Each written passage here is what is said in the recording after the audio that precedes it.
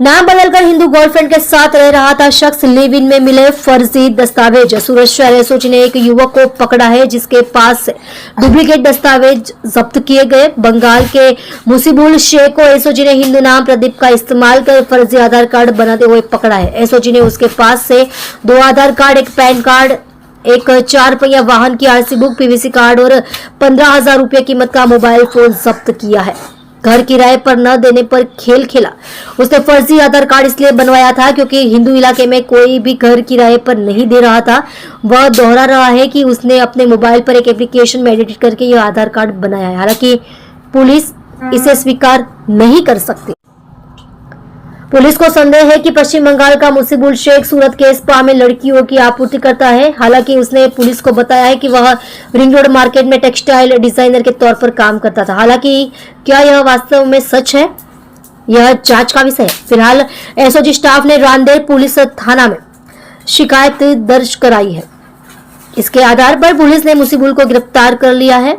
नेपाली लड़की से प्यार हो गया। ममता मूल रूप से नेपाल की है और अपने परिवार के साथ मुंबई में बस गई है। ममता और आरोपी मुसीबुल उर्फ राज उर्फ प्रदीप मकबूल शेख फेसबुक के जरिए एक दूसरे के संपर्क में आए और पिछले 2 साल से एक दूसरे से प्यार करते हैं। पिछले 1.5 महीने में वह ममता के साथ सूरत आकर जहांगीराबाद में किराए के मकान में रह रहा था। आप देख रहे हो यश दर्शन न्यूज चैनल, संपादक मुकेश पाटिल के साथ। एसओजी द्वारा रांदेर में एक ताजेतर में केस दाखल करવાનો છે બોગસ ડોક્યુમેન્ટનો। એની અંદર વિગત એવી છે કે મુસીબુલ મકબૂલ શેખ, જેની ઉંમર વર્ષ 26 છે, તે અહીંયા સ્પામાં છેલ્લા 14 વર્ષથી કામ કરતો હતો। તે દરમિયાનમાં એક મુંબઈની જે નેપાળી યુવતી છે એની સાથે પ્રેમ થયો અને એ બંનેને લીવ ઇન રિલેશનશીપમાં રહેવું હતું। તો એના માટે ભાડેથી મકાન શોધતો હતો। તો મુસ્લિમ હોવાને કારણે એને ભાડેથી મકાન લેવામાં ખૂબ તકલીફ પડી રહી હતી।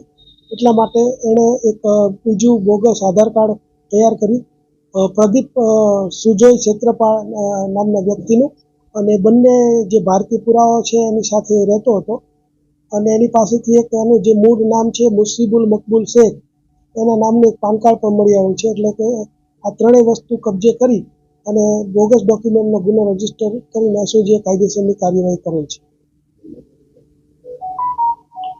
મહિલા સાથે સ્પામાં જે નોકરી કરતો હતો એ દરમિયાનમાં એના છેલ્લા 2 વર્ષથી સંપર્કમાં આવ્યા।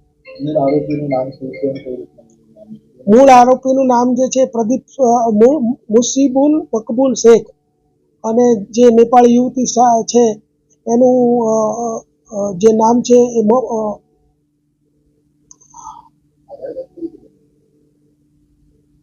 આધાર કાર્ડ જે છે એને અત્યારે જે કમ્પ્યુટરની ટેકનોલોજીનો ઉપયોગ કરીને બનાવેલું છે।